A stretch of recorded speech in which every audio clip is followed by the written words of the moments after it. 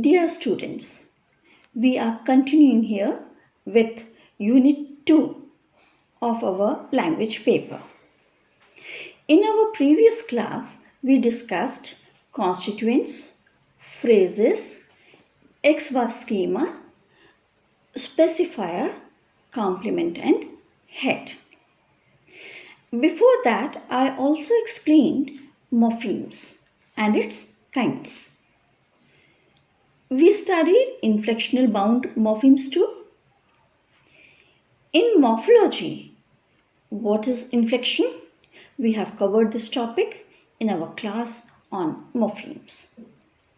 We know that only open class words carry inflections. Inflection expresses grammatical features like tense, voice, aspect, mood, person, and gender. In nouns, inflection expresses numbers. Regular ones such as boy, boys, irregular ones as sheep, which has zero morpheme in plural.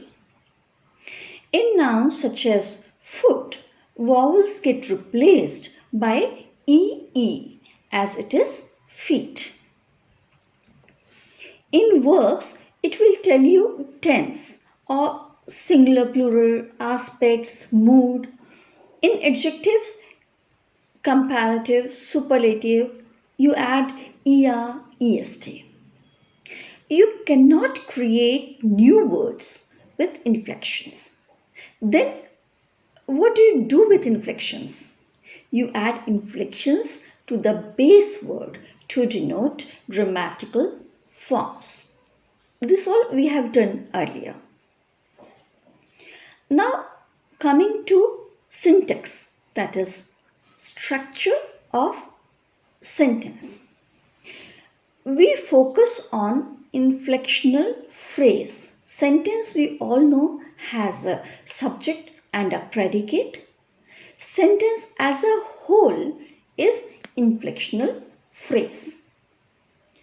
We know that any phrase consists of specifier, head, and complement.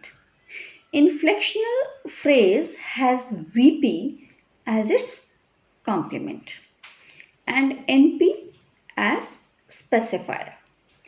The head of the sentence then is the category I. I is inflection. I contains bunch of features. Tense, modal auxiliary like may, will, can, number, person, aspects. So when I is the head of IP, NP is specifier and VP is complement. I repeat this. When I is the I bar is the head of IP, NP is specifier and VP is complement. Let's demonstrate this with a few examples. We have a sentence S. S branches to DP and VP. DP is D and N, where D is determiner and N is noun. VP would branch to auxiliary phrase and NP or PP, that is noun phrase or prepositional phrase. Auxiliary phrase will branch to auxiliary and verb. PP, prepositional phrase. This we have seen in our last lecture also, last class also. PP will branch to P and DP. Now you can split the sentences. Take for example I can study with the book. Check here. The determiner place is vacant. Can is auxiliary verb. Study is verb. With is preposition here. The book is DP. The is determiner, book is noun. Similarly, you can work with this sentence. The pen is in the box. The pen is DP. Is auxiliary verb. In the box is prepositional phrase. In is the preposition. The box is DP, where the is determiner and box is noun. Let's check with this sentence.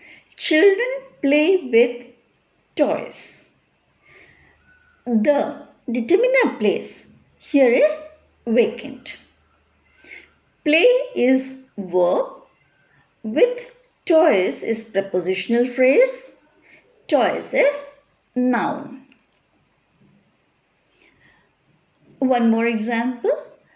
A drum rolled down the street. A drum is DP. Rolled is verb. Down the street is prepositional phrase. So now we understand this. A sentence is IP. IP branches into DP and I bar. DP is the specifier of IP and I bar branches to I and VP. I is the head of IP and VP is the complement of IP. Let's go back to our earlier sentence. Meeta enjoys songs in the movies. Here you see very carefully. This IP splits to DP. D position is empty here. We have N, Meeta. So specifier is absent. Meeta is head of the noun phrase. And Meeta is noun. I bar splits to I, which is present tense and singular noun. Then we have VP. Enjoys songs in the movies. This is VP. This verb phrase VP now branches to V bar and PP. That is prepositional phrase. V bar in turn branches to V, which is enjoys, and noun phrase, that is songs. Next, PP here is in the evening. This breaks into preposition in and noun phrase, where the is specifier and evening is the noun. That is head of the noun phrase. Noun. Evening. At this point of the class, I ask you to go to my video on verbs. where I discussed transitive, ditransitive, and intransitive verbs in detail. Now, coming back to our example here, you should notice that songs is the direct object of verb enjoy, and it's the complement of verb phrase. Enjoy is the complement of verb phrase. Enjoys songs in the movies. You must focus here. See, this phrase in the movies is the part added to the sentence which otherwise is complete. Meeta enjoys songs. This is complete in itself. In the movies is added to it. This is an addition. This is adjunct. Yes, adjunct. Now we move a bit further. Take this example. Meeta danced in the party for several hours. Meeta danced in the party for several hours. Dance here, as you know, is intransitive verb. It does not require any object. Meeta danced. It's complete in itself. There is no object here. So, this sentence, Meeta danced in the party for several hours. This sentence does not have, the verb phrase does not have a complement, but it has adjuncts. Two adjuncts, in fact. In the party and for 2 hours. So, what is adjunct? You may say adjuncts are the words, phrases, or clauses that modify verbs. Usually, verbs are adjuncts. We also have adjectival adjuncts, adverbial adjuncts, adjectival adjuncts, and so on. So, here in our sentence, IP, inflectional phrase, Meeta danced in the party for several hours. Noun phrase is Meeta. I is past tense. VB branches to V bar and PP.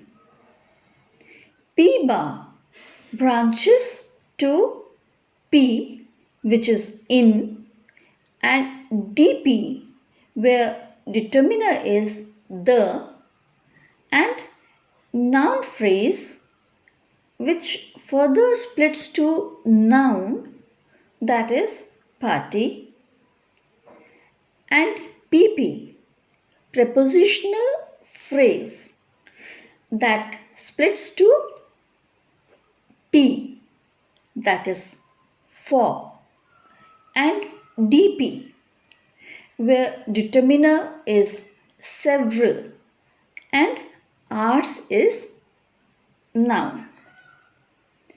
So in this example, you see danced is intransitive verb.